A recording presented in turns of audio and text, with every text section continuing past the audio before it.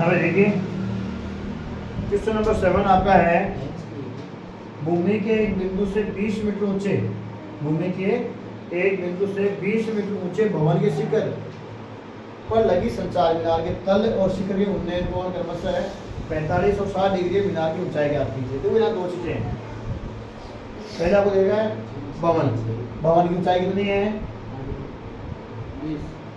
भवन की ऊंचाई, मैं प्रश्न लिख रहा हूँ ना, प्रश्न आप लोगों को मैं डिस्क्रिप्शन दे दूंगा, बस देखना आपको। भवन की ऊंचाई है 20 मीटर है।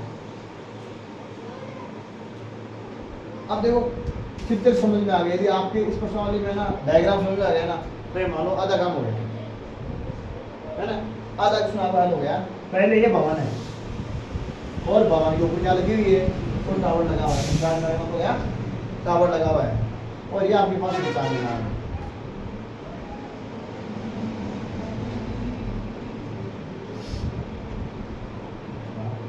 और ये आपके पास क्या है भवन, भवन की ऊंचाई कितनी देखी है ना। अब इस साइड में कौन बनेगा, तो कौन बनना ना आपका, देखो ये क्या है संचार मीनार का तल और भवन का क्या है शिखर।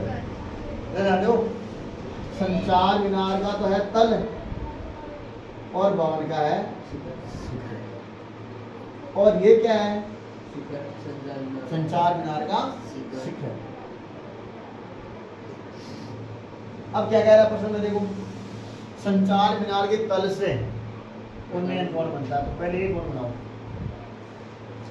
अभी हमने प्रश्नावली के प्रश्न पढ़ा था ना, इस चीजें इस मैंने आपको बनाया था। अब देखो संचार मीनार के शीर्ष से अब दो कोण आपको दे रखा है, एक तो 45, दूसरा क्या आपका 60। 45 कौन सा है, ये वाला, ये आपका है 45, और ये पूरा जितना आपका 60 डिग्री है, 60 डिग्री का कोण। ओके, ये आपके पास 20 दे रखी है, इसको क्या मानोगे आप लोग, एच मान लो, एक्स मान लो, है ना। तो आपके पास संचार मीनार की ऊंचाई 20 प्लस संचार मीनार की ऊंचाई,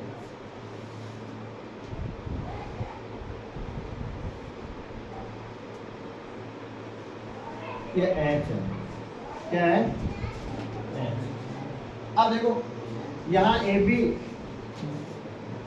मैं अभी तक वो नामकरण नहीं दिया इसका, बिंदु का नामकरण नहीं दिया, तो नामकरण जो आप लोग यहाँ से क्या दोगे ए, यहाँ क्या दोगे आप लोग बी, यहाँ क्या दोगे आप सी, यहाँ क्या दोगे आप डी, फिर पर समझ में आ जाएगा आपके, है कि नहीं। अब ये हम लोगों ने एच माना है, क्या माना है एच माना है, और इसको कुछ नहीं मानो आप ए बी आ जाएगा, आपके पास जो भी है। एक शीट देखो आप लोग, आपके पास दो कोण है, एक 45 का रहेगी 60 का है, तो आप यहाँ लिखोगे एक भी, तो आपके पास एक भी मानना है, और आप चाहो तक मान लेना, लेकिन जरूरत नहीं है, एक भी मान लेना। ये 20 क्या है 20 सी, 20 क्या है 20 सी, और यहाँ आप देखो पूरा बी डी, बी डी का मान कितना है बताओ, देखिए बी डी का मान कितना है 20 प्लस पूरी जो आपके पास है ना, ये आपके पास है बी प्लस एच, चाहे एच प्लस बी डी, कोई फर्क नहीं पड़ेगा ना, तो आपके पास रहेगा बी प्लस एच, कोई दिक्कत नहीं है। अब यहाँ से देखो त्रिभुज ए बी सी लेवा आप लोग, ए बी सी में कौन कौन सा आ रहे हैं, मैं लिख रहा हूँ आपको त्रिभुज तो ए बी सी ले रहे हो, और यदि आपने कोण है 60 डिग्री का तो गलत है, इसलिए मैं हर प्रश्न में लिख रहा हूँ कि उसी प्रश्न का ही कोण आपको लेना है।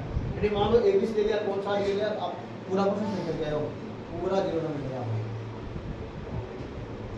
है ना। तो कोण का खास ध्यान रखना है, कितना है 45। अब ये ज्ञात है या अज्ञात है ना, तो क्या करेंगे हम, ए बी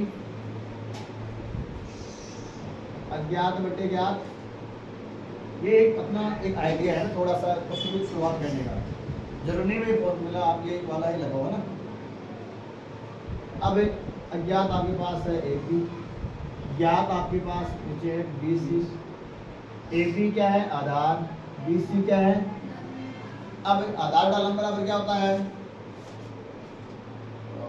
अभी बहुत बार काम ले लिया और ये चीजें लगभग अभी 10 बार बोल दिए, एक बार में 2 बार काम आती है ना? तो यहाँ ए बी तो आपके पास आपको याद करनी है, बी सी आपको दे रखी है 20, तो और 45 का मान कितना होता है? और 45 का मान अब देखो आपको देखना पड़ेगा एक। कितने मार्क का? 1।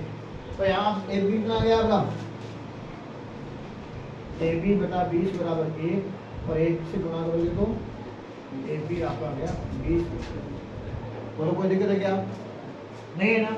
अब एक त्रिभुज आपके पास ये आ गया, अब पूरा त्रिभुज लो आप लोग, पूरा त्रिभुज कौन सा है? ए बी डी इसे लिख सकते हो सिर्फ इधर साइड में। करते साइड त्रिभुज ए बी डी, ये समकोण शामिल होना चाहिए आपका ना, ये ध्यान रखना।